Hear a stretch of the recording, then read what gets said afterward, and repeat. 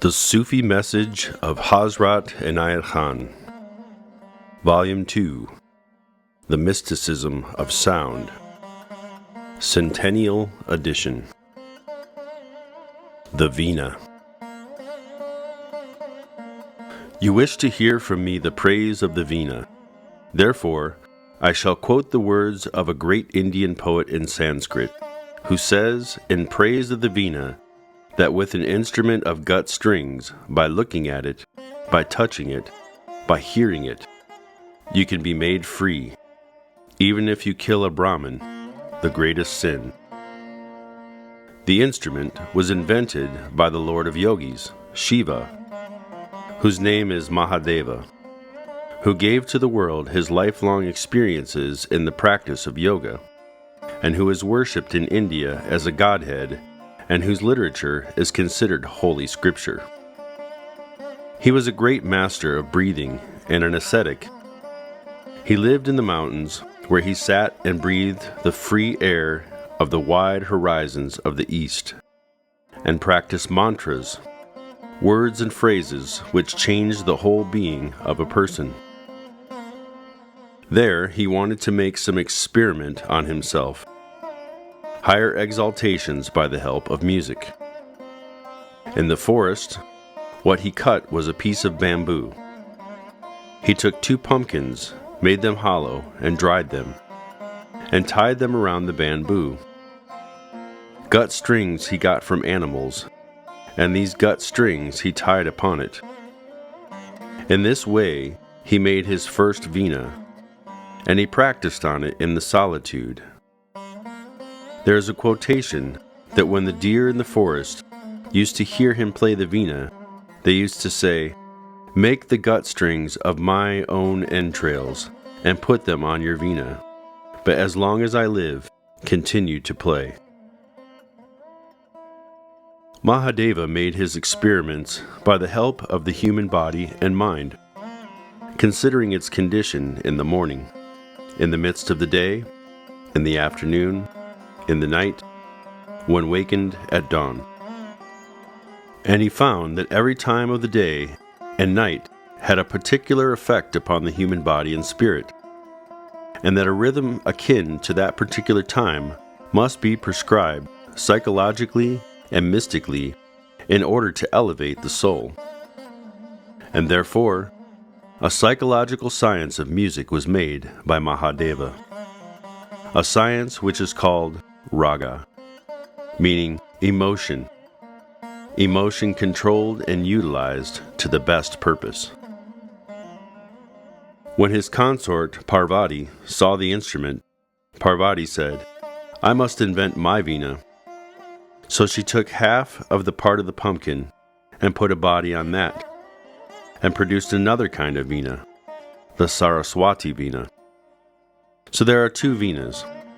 One is played by men, the other by women. On this instrument, not only sharp and flat notes are produced, but also semitones, and in this way the music becomes rich.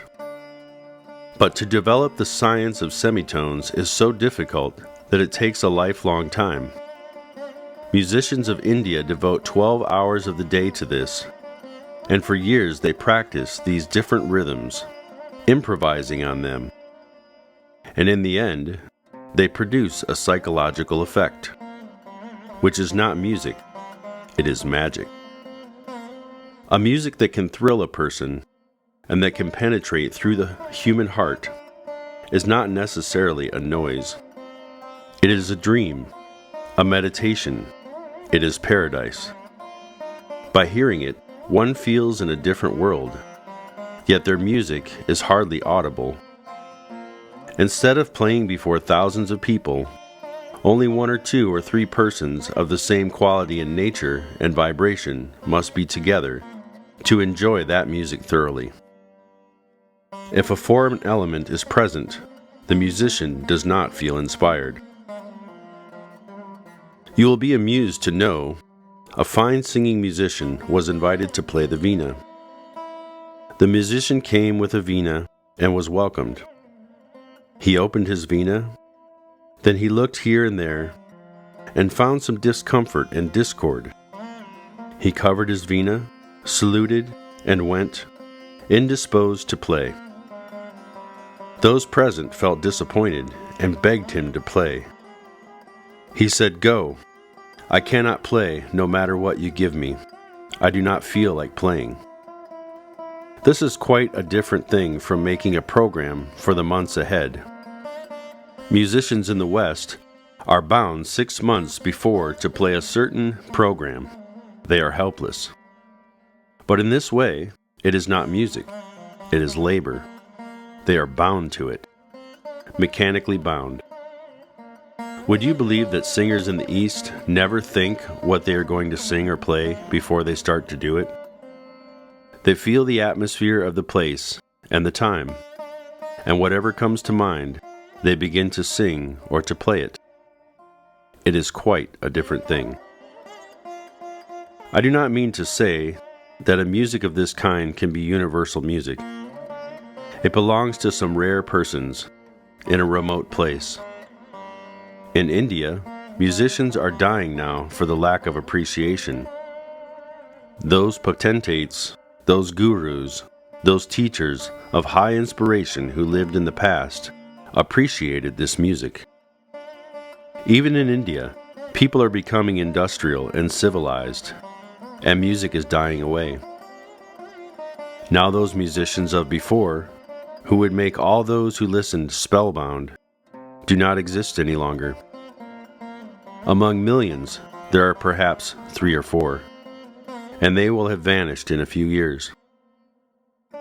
Maybe one day the Western world will waken to India's music as now the West is wakening to the poetry of the East, as it is beginning to appreciate such works as have been written by Rabindranath Tagore.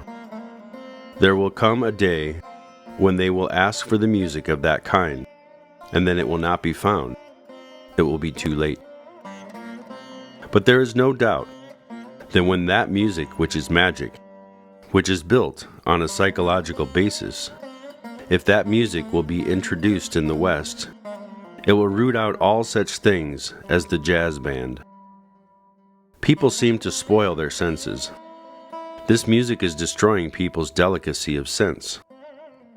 Thousands every day are dancing to jazz music, but they forget the effect it has upon their spirit, upon their mind, upon their delicate senses. I know of a prince of Rampur who wanted to study music from a great teacher, and the teacher said, "I can only teach you on one condition."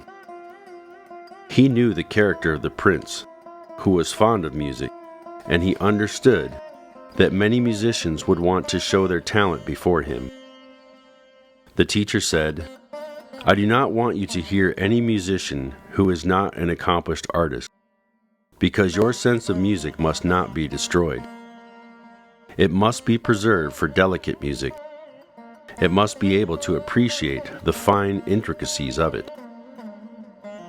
Particularly when the education of the public destroys the delicacy of its musical appreciation, it cannot help that people do not like to hear that which really is music, that they prefer jazz.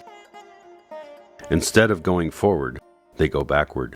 And if music, which is the central theme of the whole human culture, is not helping people go forward, it is a great pity.